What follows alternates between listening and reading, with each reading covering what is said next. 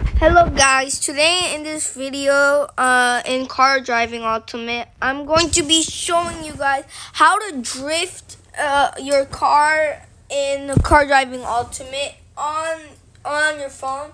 So this is a tutorial, so yeah. I'm going to be showing you guys how to drift in this game.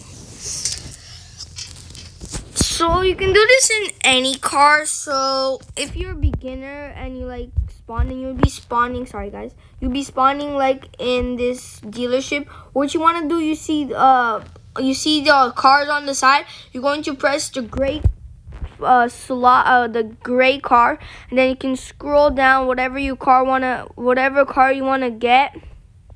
You can choose whatever you can drift on, and then how to spawn it. Just press the spawn button underneath, and you'll spawn your car. And your car will be. You can also press on the doors and stuff. Pretty cool animation. The hood and the back, I guess. Wait, does it? Yeah. See the engine in here.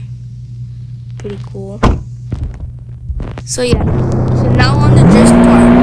So what you wanna do is big open space. So then what you wanna do is on top of your next to the your whatever your speed thing